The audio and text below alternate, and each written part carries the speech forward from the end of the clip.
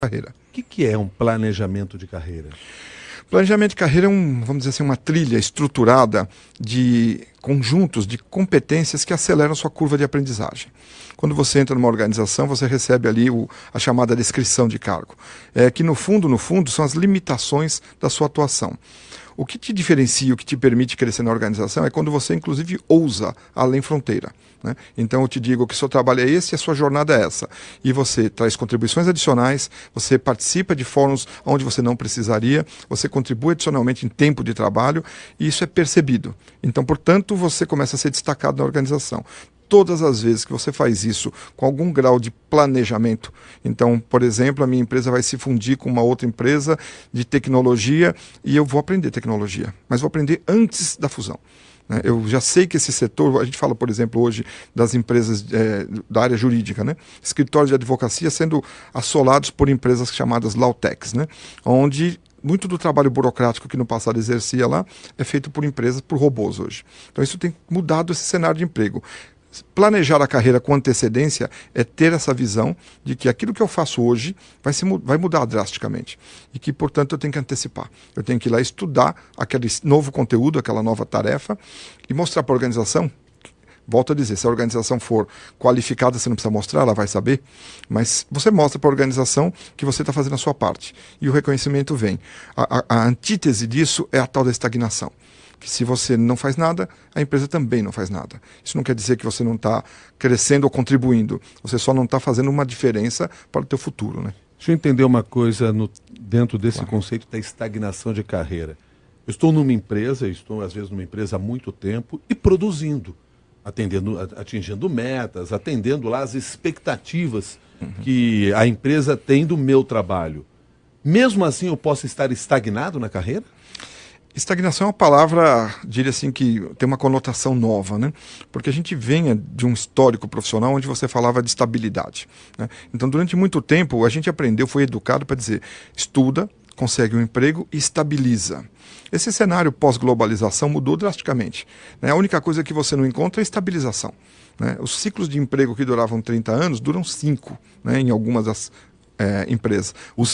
Deixa eu só interromper um pouquinho para entender isso. O ciclo da empresa, quer dizer, que você tem dentro de uma empresa, é isso? Isso. Era de 30 anos, agora é de 5. Isso. Então a volatilidade do emprego cresceu muito. E aí, dentro de uma característica brasileira, por exemplo, seja por uma questão econômica, então depois de 5, 10 anos, um profissional está muito caro pelas regras locais, os salários vão subindo automaticamente e você tem um novo entrante que pode entrar com um salário menor. Tá bom, mas tem toda a curva de aprendizagem. Então depende muito da exigência do produto. Se para você chegar numa posição de destaque você precisa de bastante investimento de tempo, conhecimento, especialização, então essa permanência é positiva, mas não na mesma posição. Então, quando você diz ficar muito tempo na mesma posição, entregando resultados e cumprindo com as metas da organização está estagnado, a resposta é não. Porque não há vaga para todo mundo. Quando a gente pensa, puxa, eu não quero ficar estagnado, dizer, bom, tá bom, todo mundo pensa em virar chefe, né, em crescer, ganhar aumento salarial. A estrutura é piramidal, né? Precisa sair alguém para subir alguém, ou precisa crescer como organização. Então, como você não vai pressionar a saída de alguém, o melhor que você faz é ajudar a empresa a crescer. É empurrar ela para cima para ela expandir e gerar novas oportunidades. Como é que você faz isso? Expandindo a sua contribuição. Então isso é muito cíclico, né? Muito sequencial, eu diria. O fato de eu carregar durante muito tempo o mesmo crachá com o mesmo cargo, então não é sinal de estagnação. Não é sinal de estagnação. Vai depender de como você está gerenciando aquela posição e aquela função. Isso. Eu diria que se a gente fosse olhar a palavra-chave hoje, a gente faz um monte de coisa, preparação, estudos, para poder crescer na organização. A palavra-chave é resultado, né? É entrega, se a gente pudesse simplificar. Analise as suas entregas do período que você entrou na empresa ao momento atual. O que mudou? Né? Qual era o seu grau de contribuição e de relevância? Isso pode te ajudar a determinar se você está muito mais comprometido, entregando com muito mais valor ou não. E aí depende muito de eixo de carreira. Tem carreira que vai passar uma vida, quanto mais operacional, o processo é mais repetitivo, né? Então o que você está buscando ali? Você vai se especializando até chegar a um supervisor, um coordenador. Mas volto a dizer, é uma piramidal. É um span de 1 para 40. Né? Então você fica dizendo, eu estou estagnado. Então precisa tomar muito cuidado. Estagnado significa dizer, eu não faço nada diferente, eu não contribuo, eu não participo de nenhum fórum adicional, ou seja, eu só repito minha tarefa e metodicamente. Este está fadado a, num processo de avaliação de desempenho, ser substituído. Quer dizer, se estou estagnado, sinal de alerta, porque você está correndo o risco de entrar num outro processo, que é o da transição de carreira. Perfeito. Forçada. Forçada. E se você não tem essa visão, né, você vai tomar um tempo muito grande de primeiro reencontrar esse rumo, dizer onde eu deixei de cumprir o que eu tinha que cumprir e quais são as etapas. Então, assim, eu tenho um novo aprendizado, né?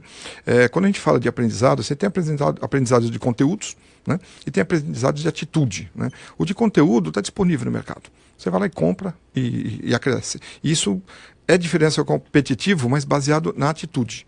Por quê? Porque está disponível e a pessoa não busca. Então, o que diferencia eu sei que está disponível. Sabe aquela pessoa que passa 20 anos na empresa e um dia tem uma vaga para ir para fora, para representar a empresa em outro país, e ele diz, eu não fui escolhido porque eu não falo inglês. Aí ele responde, mas a empresa nunca me deu inglês. E ele vai olhar para baixo e não deu inglês para um monte de gente que já tem inglês. Então, eu acho que isso serve de um bom exemplo para dizer como é que eu estou preparado para a oportunidade, né? Então, antever, porque senão você só tem uma chance, depois é ficar lamuriando que você não foi reconhecido, e isso só te leva numa espiral negativa de rejeição, e aí o processo a gente conhece de novo, né? O que geralmente nos leva à estagnação de carreira? Falta de competências? Eu diria que são duas coisas. A primeira talvez eu pudesse classificar como foco, né? É dizer, a gente gostaria de fazer aquilo que a gente escolheu como carreira, engenheiro, uma série de atividades. Nem sempre o mercado de trabalho te absorve por isso. Então você tem duas escolhas. Se você entrou num novo eixo de carreira, faça desse eixo de carreira o seu plano de carreira. Então, que competências eu vou ter, a não ser que você tenha um plano de mudança. Mas aí, volto a dizer, você está sem foco. Se você optou por uma carreira, cresce nela, entenda os elementos que contribuem para o seu desenvolvimento e aposte nesse. E se antecipe nesses conteúdos. E aí sim você vai conseguir não estar estagnado, porque a cada dia você busca uma nova competência. Isso é leitura, isso é internet, isso é curso, isso é conversar com pessoas, é frequentar fóruns. A gente não está falando de nada tão elaborado. E depois contribuir genuinamente dentro da organização. Você falou agora em eixo de carreira. Me ajuda mais uma vez a entender essa expressão, pegando aí de uma maneira prática, talvez dentro de uma função, dentro de uma empresa. O que vem a ser esse eixo? Até para que a gente não saia fora dele. Eu vou te dar um exemplo. Eu trabalhei no setor de mídia, como você já bem viu, e dentro do setor de mídia eu vinha de uma área de recursos humanos. Então, para eu entender o negócio, né, meu papel de recursos humanos, eu já tinha me desenvolvido, né, eu já tinha me formado, já tinha todas as competências que eu precisava. Eu precisava entender do business, do negócio, da atividade. Então, durante este período em que eu permaneci nessa organização, e que não é tão longo, é um ciclo de 5, 6 anos, eu fiz uma especialização na atividade de jornalismo, para entender o negócio da empresa. Então, quando eu falo de eixo de carreira, é dizer o seguinte, bom, primeiro você tem um pilar de carreira, ou um eixo de carreira que diz, eu sou um jornalista, ou eu sou um professor, ou eu sou um médico.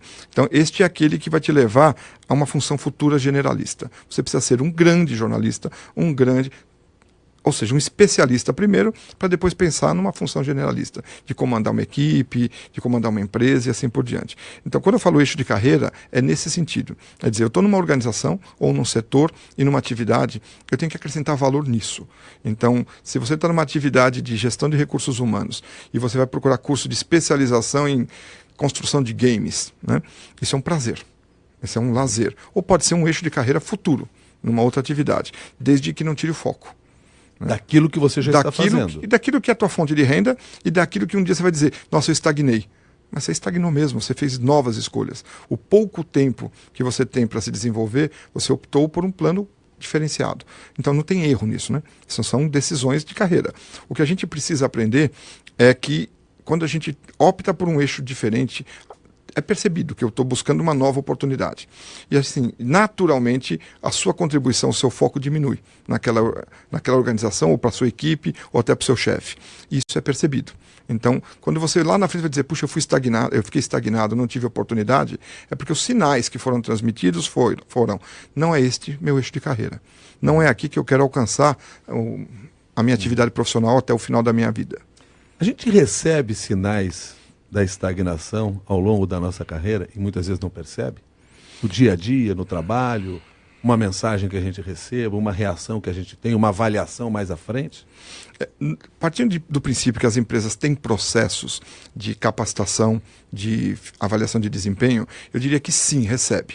É muito difícil você traduzir porque você está centrado nas suas escolhas. Então, mesmo recebendo um feedback de dizer, olha, você precisa investir mais na sua carreira, você faz 2 anos que você não procurou nada diferente, a gente promove programas internos, você não tem participado, as reuniões de resultados você não participa.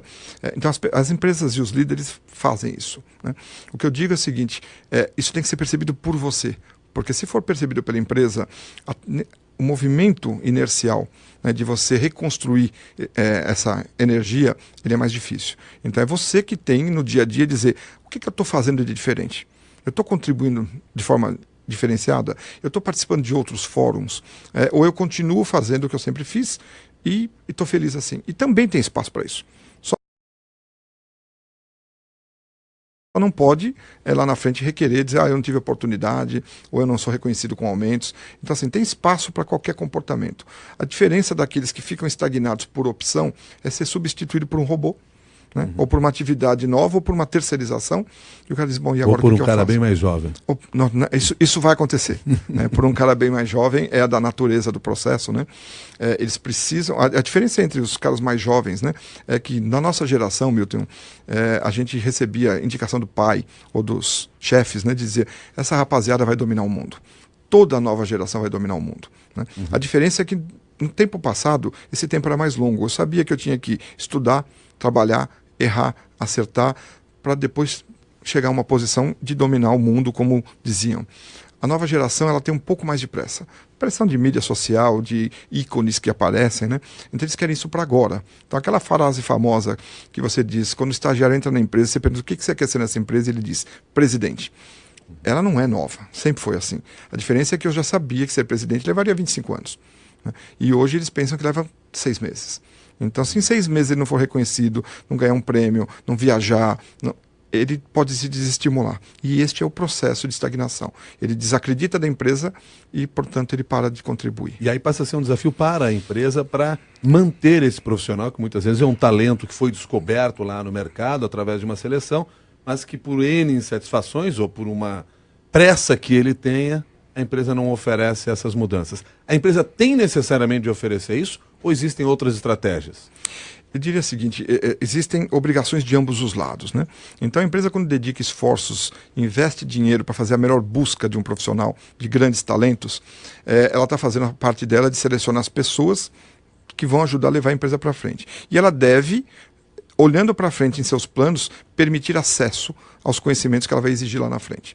Então isso a partir de programas de bolsa, de treinamentos internos, então ela tem uma obrigação de contribuir. Do outro lado, tem 2 formas de você participar. Uma é estando apto, preparado, motivado para frequentar esse tipo de atividade, entregando seus resultados. Talvez o critério de ascensão é resultado. Porque se eu não estou dando resultado, meu feedback não é vamos investir em você. Nós vamos desinvestir em você. Então, quando você enxerga que a empresa está investindo, eu diria, é hora de você dar um pouco mais. Carreira é uma mão de via dupla. A empresa percebe o seu talento e ela vai investir. E você percebe que ela está investindo e faz um outro investimento.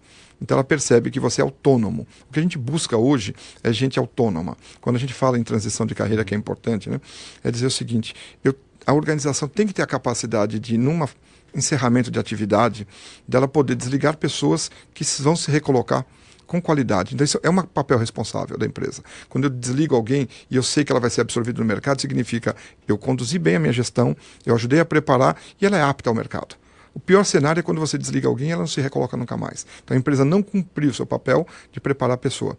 E a pessoa não enxergou a importância de estar preparado para não viver o resto da vida numa única organização.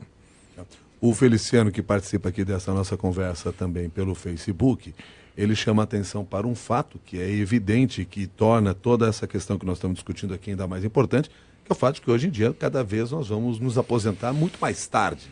Cada vez vai ser mais difícil aquela ideia de entro no emprego já pensando na aposentadoria. Isso vai ficar muito distante.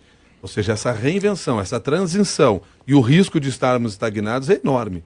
num processo como esse. Sem dúvida. Então, neste aspecto, né, e considerando essa nossa realidade, que na verdade é uma realidade em geral, porque no fundo, as pessoas estão vivendo cada vez mais. Né? O avanço na saúde tem permitido que a gente chegue a 90 anos com saúde. E a gente quer estar ocupado. Então, quando a gente pensa em carreira, a gente tem que pensar em carreira produtiva, né, financeiramente, que me permita chegar no patamar, mas tem que pensar em ocupação. Né?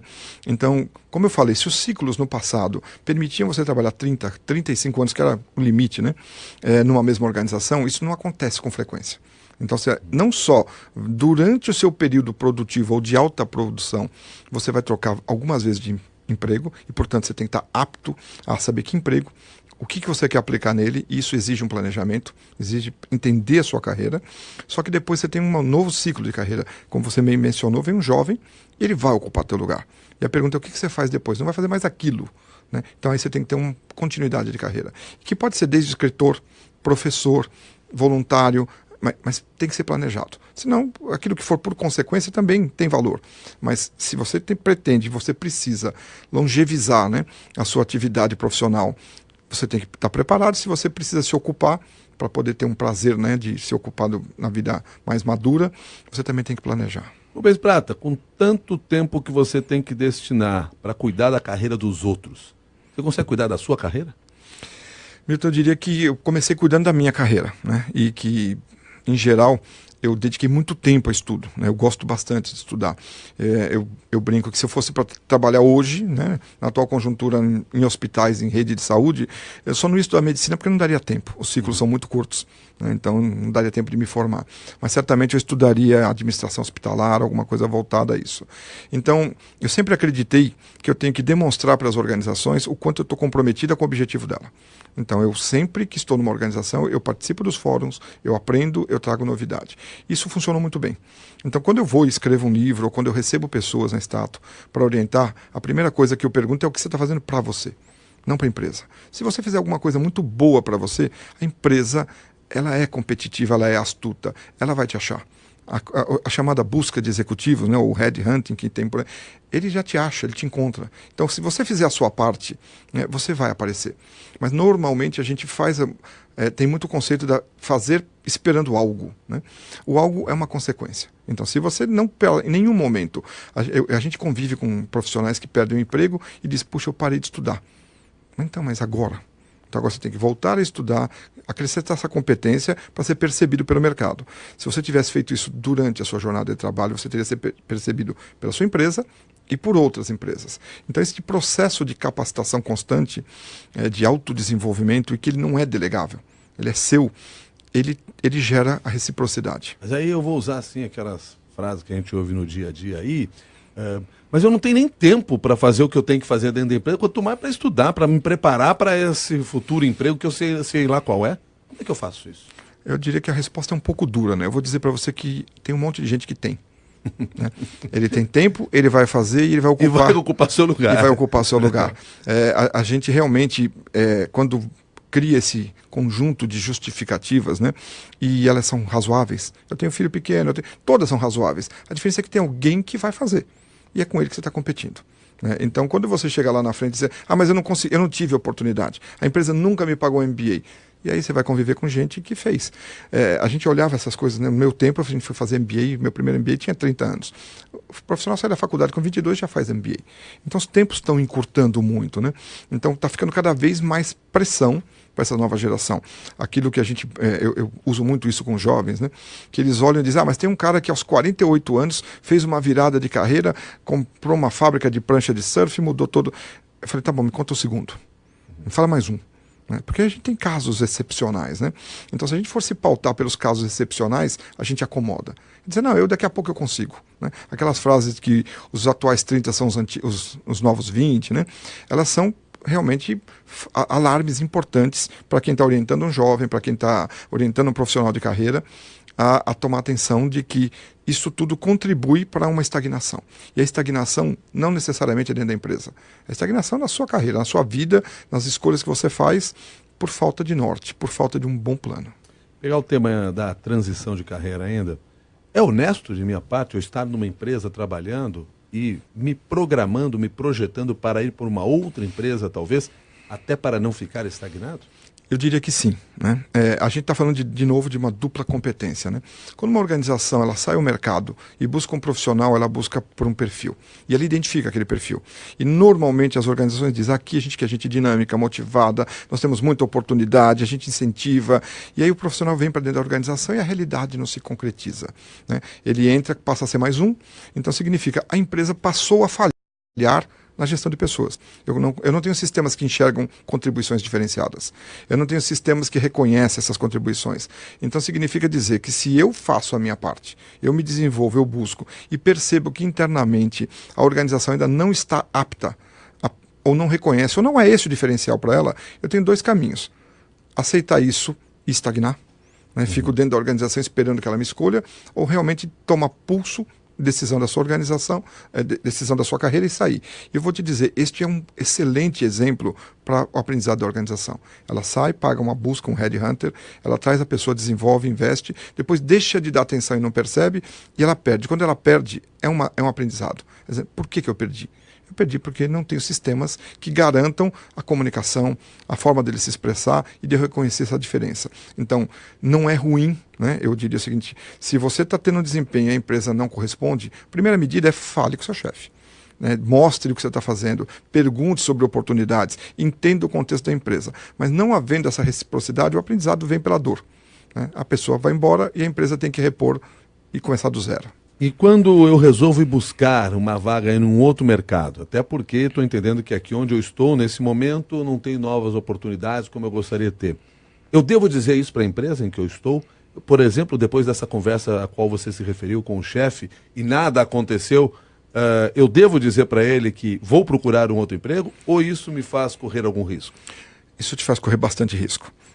Por mais que a gente queira a transparência, eu acho que você deve dar esses sinais buscando mostrar que você tem mais a oferecer e que a empresa não está querendo aproveitar. Essa é uma mensagem bastante clara. Eu ir ao chefe dizer, como é que eu contribuo mais? Eu acabo de fazer um projeto, eu posso participar do lançamento desse produto ou daquela fusão de empresas? Você cria essas oportunidades e sinaliza para a empresa. Se o seu chefe for bom, ele vai enxergar. Se o seu chefe não for bom, ele vai se incomodar com isso, né? Agora, você dá um aviso e dizer, ok, então eu vou começar a procurar fora, você iniciou uma ruptura, né, de carreira. Então, vai haver situações onde a empresa diz, não, espera, né, porque as empresas acabam reagindo quando você pede demissão. Infelizmente, a gente sempre vai no processo de dizer, não, mas por que você está indo embora? Pô, você devia ter percebido antes, né, enquanto eu estava aqui negociando, ou mostrando para vocês as minhas competências. Mas eu diria, sinalizar antes pode ser um alto risco, e eu diria assim, até uma questão de etiqueta, né? A escolha é sua, a relação de trabalho ela é de duas partes, ela é independente, então eu posso me desligar e a empresa pode me desligar, por critérios que são individuais da empresa ou da pessoa. Pensando aqui desde o início, aliás, estou pensando isso, os departamentos de recursos humanos são extremamente importantes dentro das empresas no sentido de perceber tudo isso e até de conseguir pegar um funcionário, um profissional que de repente esteja realmente estagnado e alertar isso, abrir novos caminhos para ele. Imagino que assim, essa percepção de quem trabalha no RH seria fundamental. Fundamental. Eu diria que você trouxe à tona aqui um elemento que diferencia a qualidade do RH, que é o RH, ele não é o responsável pelo indivíduo, ele é responsável pela liderança. Então, assim, ele tem que enxergar o que acontece para preparar a liderança. É o líder que tem que reconhecer os talentos, é o líder que tem que ofertar oportunidade. Então, o papel do RH nesse espaço de ouvir, né, aquele cara que reconhece o ambiente via pesquisa, via relacionamento e fazer que o papel da liderança seja bem exercido. Quando o RH interfere, ele cria alguns hiatos, né? Então, você pergunta, o papel do RH é perceber isso? Ele tem que perceber, ele tem que criar ferramentas e quando um líder não utilizar as ferramentas, não se aproveitar de tudo que é disponível, ela tem que formar o líder. Muitas vezes é mais importante trocar o líder rápido do que você ter que reestruturar toda uma área, porque o turnover, a troca de pessoas, chega num momento que fica insustentável.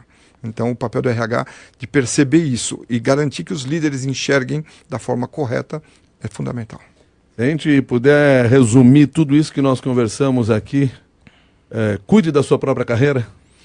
Cuide da sua própria carreira, como você cuida da sua própria vida, né? A carreira é uma das etapas da vida que, no fundo, é a mais longa, né? É onde você vai passar a maior parte do seu tempo. Em tudo que a gente decide desde a infância, você planeja, você tem um sonho, tem um objetivo. A carreira é mais um desses caminhos, só que ela começa cedo. né? E eu acho que assim, a grande virada, Milton, e você fala bem, é problema seu. É uma palavra dura, né? Mas é problema seu. Por quê? Porque do outro lado pode ter alguém que erre. Né? Nem sempre você vai ter o chefe certo. Nem sempre vai ter o chefe que está preparado para enxergar. Então, faça você a sua parte. Se ele não enxergar, você está conduzindo a sua própria carreira. Não dá para depois dizer, meu chefe nunca me deu uma chance. E o que você fez? Então, faça você a sua carreira. Rubens, muito obrigado pela sua gentileza de compartilhar conosco aí parte desse conhecimento que vocês desenvolvem, que você desenvolveu na sua carreira e que vocês desenvolvem lá na Stato também, que é essa consultoria da qual você é o CEO. Muito obrigado e até uma nova oportunidade. Obrigado a você, Milton. É sempre um prazer falar disso. A gente constrói uma carreira, a gente vê novas gerações chegando e o objetivo é ajudar a encontrar o caminho mais rapidamente. Conversamos hoje com Rubens Prata, CEO da Stato, e eu quero também agradecer a sua participação neste mundo corporativo, seja pelo Facebook, seja pelo e-mail, você nos acompanhando. Lembrando sempre o seguinte, nosso objetivo é fazer com que esse conhecimento chegue a outras pessoas. Por isso, se você quiser, você pode publicar também a sua opinião, publicar a sua sugestão, o seu conhecimento, no nosso grupo de discussões lá no LinkedIn, Mundo Corporativo da CBN, no LinkedIn. Vai até lá, publique a sua opinião. Se você tem um artigo que você gostaria de compartilhar com outras pessoas sobre este ou outros temas relacionados à carreira, por favor, participe, porque esse é o nosso grande objetivo, essa é a nossa meta. Até um próximo capítulo do Mundo Corporativo.